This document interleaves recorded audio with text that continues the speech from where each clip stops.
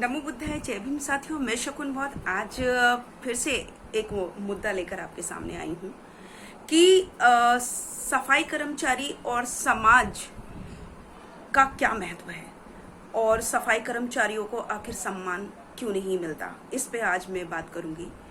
तो मैं ये कहना चाहती हूँ कि सफाई कर्मचारी जो है समाज का अभिन्न अंग है और ये सामुदायिक कर्मचारी होते हैं, यानी कि समाज के कर्मचारी जो कि न केवल पर्यावरण को तो साफ रखते ही हैं बल्कि सबकी घरों से भी सफाई करते हैं।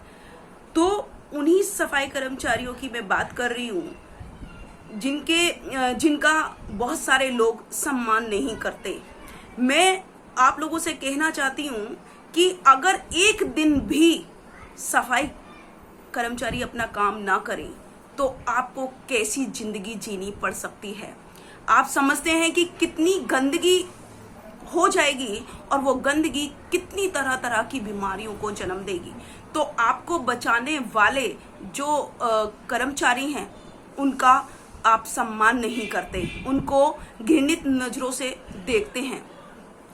मैं कहना चाहती हूँ कि जो राष्ट्रीय कमीशन सफाई कर्मचारी के जो मेंबर हैं वो हैं सदानंद महाराज जी, जो कि ये मानते हैं कि सफाई कर्मचारी समाज का अभिन्न अंग है, लेकिन उसके बावजूद भी उनको उनकी मजदूरी का पूरा पैसा तक नहीं दिया जाता, उनको कोई सुविधाएं नहीं दी जाती। अगर वो इतने ही अभिन्न अंग हैं समाज के तो क्यों उनको पूरा वेतन नहीं दिया जाता। छोटा सा वेतन उनको मिलता है, मुश्किल से महीने की अगर मैं बात करूं तो 8-10 हजार रुपया उनको मिलता है, जिसमें उनके घर का पूरा खर्च भी नहीं चल पाता और वो बच्चों को तो अपने इनको कैसे पढ़ाएंगे और वो मजदूर बनकर रहते हैं। और मजदूर का अर्थ ही होता है मजे से दूर, यानी कि सारी फैसिलिटी से जो दूर रहता है उसको मजदूर कहा जाता है। तो आप खुद सोच के देखिए कि अगर इस पर्यावरण को अगर आज कोई साफ रखे हुए है तो वो सिर्फ और सिर्फ सफाई कर्मचारी रखे हुए हैं। आज आप साफ सुथरी सड़कों पर निकलते हैं, अच्छे अच्छे पार्कों में सफाई में बिल्कुल बैठते हैं, और जितनी भी अस्पतालें हैं या जितने भी ऑर्गेनाइजेशंस हैं, जितने भी ऑफिसेज हैं, आज जब आप वहां पर बैठते हैं तो उसकी सफाई का श्रेय सिर्फ सफाई कर्मचारियों को जाता है। लेकिन हम फिर भी उनका सम्मान नहीं करते और कहते हैं, जब वो लेने आते हैं, कूड़ा लेने आते हैं, तुम्हारे घर से गंदगी को दूर करने आते हैं, तो कहते हैं कि कूड़े वाला आ गया। अरे कूड़े वाले तो आप हैं जो कि उनको कूड़ा दे रहे हैं, वो तो सफाई वाले हैं। तो वो सफाई वाले हैं ना कि कूड़े वाले। कूड़े वाले तो हम सब हैं, क्योंकि हम अपने घरों का कूड़ा उनको दे रहे हैं और वो उस कूड़े को ले जाकर कहीं दूर फेंक रहे हैं, सफाई कर रहे हैं। आज मैं उन्हीं सफाई कर्मचारी भाइयों से भी बात करना चाहती हूँ कि भाइयों कब तक आप अपना शोषण कराते रहेंगे। आप सरकार आपको कुछ ना मास्क देती है ना ऑक्सीजन देती है और आपको गटर में उतरवा देती है। कितने ठेकेदार आपको गटर में उतार देते हैं, जिसमें ग्रुप के ग्रुप जो गटर में गए हैं या ग्रुप के ग्रुप खत्म हो जाते हैं। कितने की मृत्यु हो जाती है। आए दिन हम कहीं ना कहीं किसी भी गटर की कहानियां सुनते रहते हैं और थोड़े से पैसे आपको मिलते हैं उसके बदले। तो मैं आप लोगों से कहना चाहती हूँ कि आप अपनी पढ़ाई पर क्यों नहीं ध्यान देते, क्यों नहीं अपने आप को ज्ञानवान बनाते। अमीचंद शर्मा जी की अगर मैं बात करूं, जिन्होंने वाल्मीकि को आपका भगवान बनाकर आपको सौंप दिया, यानी कि वाल्मीकि जी भी एक ब्राह्मण थे। उनके हाथ में झाड़ू है क्या? उनके हाथ में झाड़ू है? उनके हाथ में तो कलम है। फिर आपके हाथ में झाड़ू किसने दी? कहां से आई ये झाड़ू? कभी सोचा आपने अपने मन से कि अगर जिस भगवान को आप पूजते हैं उनके हाथ में कलम है तो आपके हाथ में कलम क्यों नहीं है? अरे अगर मैं बात करती हूँ आपके अधिकारों की, तो बाबा साहब डॉक्टर अंबेडकर एक ऐसे मसीहा आए जिन्होंने आपको संविधान के जरिए हर चीज में आरक्षण दिलाया। उन्होंने कहा कि आप पढ़ो और पढ़ के आगे बढ़ो। कोई जरूरी नहीं कि आप ही सफाई करेंगे तो ही यहाँ पर सफाई होगी, क्योंकि आपको जालसाजी में बस फंसाया गया है, आपको अंधविश्वास में फंसाया गया है, आपको ये थोपा गया है कि पहले आपको वाल्मीकि जी दिए, फिर आपको राम दिया, फिर आपको हनुमान दिए, फिर आपको तरह तरह के भगवान दिए। क्या उन भगवानों ने आपका उद्धार किया? नहीं किया। लेकिन आपको ये उन्होंने थोप दिया कि आपका भाग्य में ही ये लिखा है, आपका धर्म ही सफाई करना है।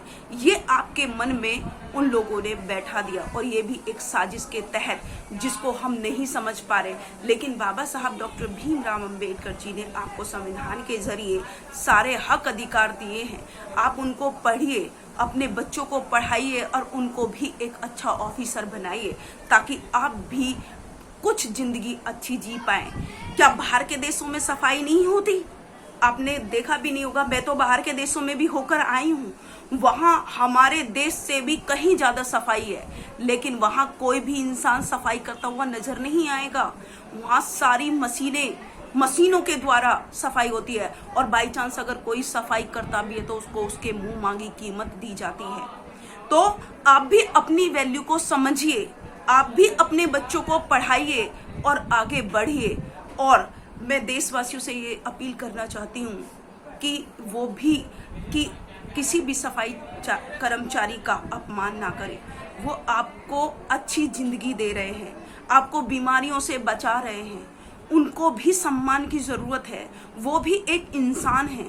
तो उन सब का सम्मान करना सीखिए, क्योंकि इंसान, मैं बार बार यही कहती हूँ कि इंसानियत से बड़ा कोई धर्म नहीं, और इंसान से और ना ही इंसानियत से बड़ी कोई पूजा। मैं आप लोगों से कहना चाहती हूँ कि कास्टिज्म को परे रख दीजिए। आपको जो आपकी मदद कर रहा है, जो आपको आगे बढ़ा रहा है, जो आपकी रक्षा कर रहा है, जो आपको बीमारियों से बचा रहा है, चाहे वो कोई भी इंसान हो, उन सब की आपको सम्मान करना चाहिए। और मैं अपने वाल्मीकि भाइयों का, सफाई कर्मचारियों का बहुत आदर करती हूँ, क्योंकि उनकी वजह से मैं साफ सड़कों पर जा रही हूँ और हर जगह मुझे सफाई मिलती है। तो अगर कोई उनका सम्मान नहीं कर रहा, कोई उनकी इज्जत नहीं कर रहा, तो गंदगी उनके दिमाग में है। तो अपनी दिमाग की गंदगी को आप साफ कीजिए। सफाई कर्मचारी तो अपना काम कर ही रहे हैं। तो बाबा साहब डॉक्टर अंबेडकर की मैं एक बात अपने सफाई कर्मचारियों को कहना चाहती हूँ कि इस अपमान भरी जिंदगी को छोड़ दो। ये बाबा साहब डॉक्टर अंबेडकर जी ने कहा था। और उस वक्त महाराष्ट्र में जब वो बहुत सारी गंदगी के टोकरे अपने सर पर रख के चलते थे और वो गंदगी टपक टपक के उनके कपड़ों को गंदा करती थी, तो बाबा साहब देखकर बहुत आंखों में उनके आंसू थे और उन्होंने कहा कि इस नरक से भी बदतर जिंदगी जो तुम लोग जी रहे हो, इससे अच्छा होता कि तुम होते ही मर जाते, तो ज्यादा अच्छा होता। तो बाबा साहब की उस पीड़ा, उस दर्द को समझिए, जिन्होंने हर तबके के लिए काम किया, चाहे वो किसी भी कैटेगरी के लोग हों, सबको समानता का, इक्वलिटी का अधिकार दिलाया।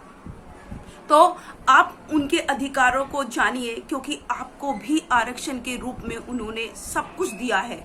आप नौकरी पा सकते हैं, आप पढ़ लिख कर अच्छी शिक्षा ग्रहण आप कर सकते हैं। तो अच्छी शिक्षा ग्रहण कीजिए, अपने बच्चों को अच्छी शिक्षा करिए, क्योंकि हर विकास का जो जननी है वो है शिक्षा। अगर आप शिक्षा लेते हैं तो आप विकास की तरफ जाएंगे, और अगर आप पढ़ने पर ध्यान नहीं देते तो आप मजदूर की जिंदगी ही बिताएंगे। तो ये निर्णय आपके हाथ में है कि आपको क्या करना है। इसी के साथ मैं शकुनवाद अपनी वाणी को विराम दूंगी। सभी को मेरा नमो बुद्धाय। जय भीम, जय भारत, जय संविधान।